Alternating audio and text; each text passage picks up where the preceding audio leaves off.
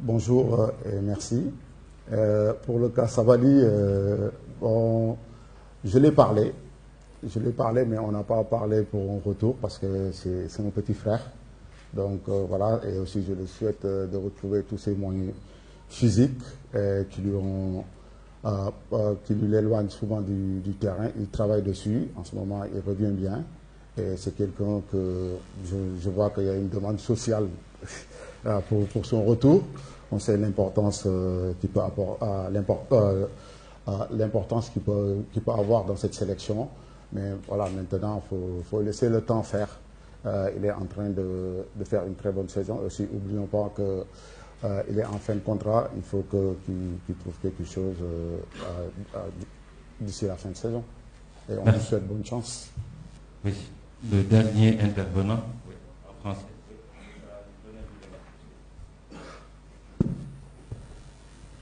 Bonjour coach, c'est là, Adjavité. Coach, je voulais toujours revenir sur les deux prochains adversaires. On a vu que vous avez terminé de très belle manière les phases qualificatives à la CAN. Désormais, vous allez vous attaquer à deux rencontres très très importantes, voire même décisives pour la qualification à la Coupe du Monde, une compétition que le Sénégal désormais a l'habitude de participer à ce genre de compétition. Comment est-ce que vous allez aborder d'abord la première rencontre, ce sera un déplacement face au Soudan. Vous pouvez revenir sur cette formation, sur cette équipe, mais surtout le Togo qui ne nous réussit pas du tout. Oui, bonjour Adia. Ouais, comme vous l'avez dit, c'est deux matchs importants, on le sait, et on va se préparer pour. Après nos adversaires, on sait qu'on va jouer le Soudan à l'extérieur en Libye. On sait que c'est un match qui va être très déterminant, et comme c'est le premier contre le deuxième, je dirais c'est une petite finale, et nous on fera maximum pour récupérer ces points, parce qu'on veut terminer, je dis, après ces deux journées à la première place. Et aussi c'est une équipe qui mérite aussi, qui a des qualités, c'est pour ça qu'il est premier de ce groupe. Mais maintenant on a une opportunité pour récupérer cette première place. Ça va être ce premier match. Maintenant, on les a étudiés. Je préfère garder ce que j'ai étudié sur cette équipe et mettre un plan de jeu pour pouvoir remporter les 3 points. Aussi, pour ce qui concerne l'équipe du Togo, oui, c'est vrai, c'est une équipe qui ne réussit pas trop. Mais maintenant, nous, on veut faire notre stade ici, Abdoulaye Wade, en chaudron. Une équipe qui rentre ici saura que le Sénégal est déterminé pour prendre vraiment les points. Et ça, c'est très important. Après, c'est une équipe qui a beaucoup d'expérience, qui nous fatigue souvent. Mais maintenant, on va se bien préparer pour avoir le maximum de points lors de ces deux rencontres. Merci, coach. Nous allons faire le Wolof à présent. Nous jeexalee pàcc bu njëkk bi. Non, écoutez, benn laaj léegi lu ma leen di ñaan laaj ñu bëgg a laaj beneen question ñun laaj ko ci wolof parce que waxtu bi moo jot moo ñu njëkk léegi dañ leen di ñaan rek lu duuf ci nag bi lépp xëjul ci cin bi waaw yeneen question yu ngeen am ngeen poser ko en wolof ñu enchaîner s'il vous plaît dégg ngeen coach si wolof ngay laaj aj bismillah. Waaw coach, c'est dommage que nous ayons une question. Je pense que ça aurait été une faute professionnelle. Mais Kara, vous pouvez le laisser poser en français. Voilà, je pense que ça aurait été quand même une faute professionnelle qu'on quitte cette conférence de presse sans parler du seul joueur local qui a été sélectionné dans cette équipe. Vous êtes allé puiser en Ligue 2, pas en Ligue 1. D'abord, qu'est-ce qui a motivé ce choix et quel sera le rôle de ce joueur justement dans cette équipe? Ouais. Mais ça, bonjour, rebonjour.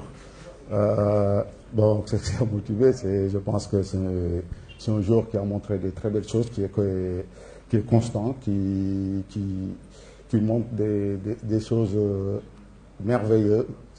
Et je le suis depuis un bon bout de temps, parce que je le connais. Moi, je suis un amateur du football local. Même hier, j'étais au stade Amadou Barry pour suivre une belle affiche. Voilà, et bon, pour moi, comme je vous l'ai dit au début de la conférence de presse, je ne suis pas dans la chose locale, binationaux. de ce genre de choses. La sélection, c'est au mérite. C'est au mérite. Demain, si je dois appeler 7 locaux, ils seront 7 locaux sur la liste. C'est comme ça que je fonctionne. Donc, je pense que tout Sénégalais mérite. Et je l'ai dit, la sélection, c'est une question de timing.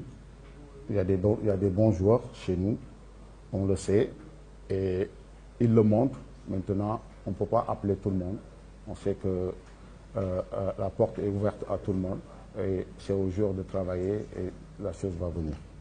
Donc, pour le Wolof, coach, on va enchaîner, et nous commençons par la dernière question d'ailleurs, à laquelle vous venez de répondre en français. Vous répondez ça en Wolof. Coach, nga dellu si, s'il vous plaît.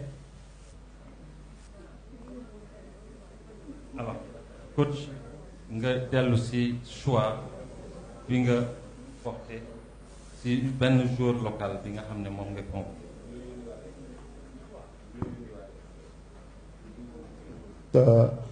tey jii nii Kara man damay sama xalaat dama ne déjà c'est un choix fort. Choix fort, pourquoi d'aller chercher un joueur qui joue en deuxième division. Et pour man lu am importance la parce que tey jii nii sélection bi du ay kii local la kii binationaux la wala leneen. tey jii nii sélection bi c'est au mérite. suba bu ma waroon jël juróom-ñaari joueurs yu joué fii Sénégal dama leen di jël et te ba pare bu ñu ñëwee c'est pas pour meubler bu ñu ñëwee c'est pour jouer s'il montre des choses.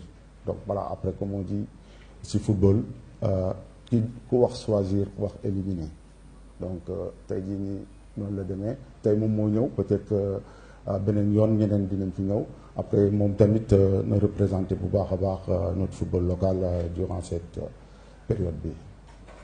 am na benn laaj bu ñëw lu bëri mooy naka ngay aborder ñaari match yi surtout benn laaj bi ne surtout ñu xam ne match Togo bi moom maanaam moom mooy suñu bête noire naka ngeen di dalalee Togo fii dem jouer ji fële ak Soudan. waaw tey jii nii dañ koy aborder avec sérieux parce que xam nañ ni ñaari match yi am importance la ay ñaari match yoo xam ne dañuy déterminant ñun dinañ def lépp lu ñu war préparer wu comme nu ñu war a préparer woo pour dem jëli ji lu ñu bëgg jëli ji mooy les 3 points te parce que lu am solo la te ba pare xam nañ